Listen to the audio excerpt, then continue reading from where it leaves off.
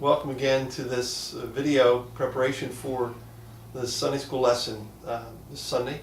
Thank you for your willingness to participate in this conversation with your Sunday school class members.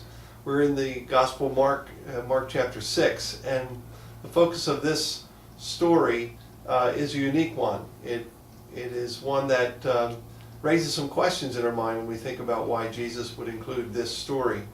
I would suggest that you begin this discussion by doing a bit of a recap with your class and inviting them to sort of remember what, if any, things they've remembered about the story up to this point. What was Jesus doing? What does it mean for him to be announcing the kingdom of God? What are the characteristics of the kingdom to this point as he goes about? And who is it that's listening, and who is it that's responding? And maybe just start with a bit of a review with your class. And then the story itself that we see today is a rather unique story because it's a story of a bizarre turn of events for John the Baptist. His life is taken, and cruelly and violently he dies at the hands of Herod and at the hands of his scheming wife Herodias. And so the question that comes to mind is, why is this story included in the Gospel of Mark? Why is a story of a senseless, tragic murder of one of what we might say would be the co-stars or supporting cast, supporting actor in this story? Why is that person senselessly and brutally killed, and why is it included in the story?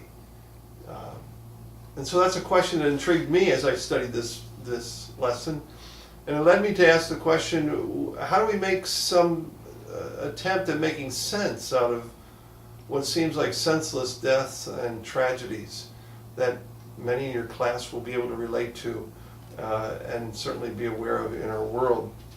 And more recently, the story of Glenn Lapp is the one that comes to mind, the Mennonite Central Committee worker in Afghanistan, who were part of a group of 10 aid workers who were not proselytizing, not doing anything but helping people who needed eye care desperately, who struggled with cataracts and all kinds of eye diseases that were being treated, and they are senselessly and brutally killed. And the question is, why?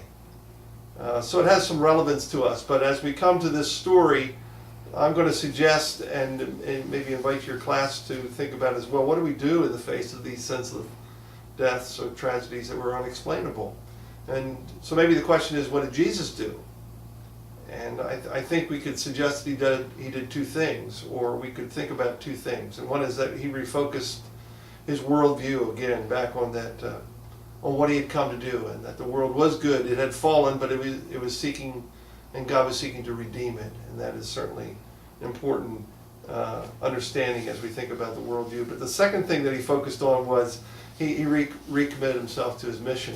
What's interesting in this story, he goes on, as soon as he finishes hearing of this death of his relative, actually, he was a second cousin to John the Baptist, he goes away, Matthew says, to a solitary place where I'm sure he grieves and spends time alone with God.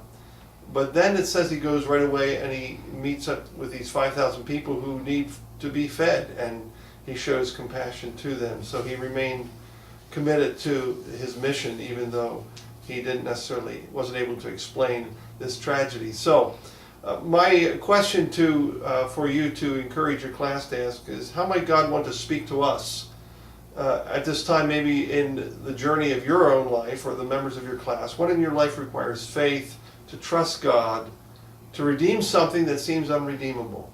And how can we continue to stay focused on the mission of God in a very difficult and sometimes unexplainable series of senseless tragedies that surround us at any point in our life? And so may God give mercy and grace to you as you lead this discussion. Thank you for your work.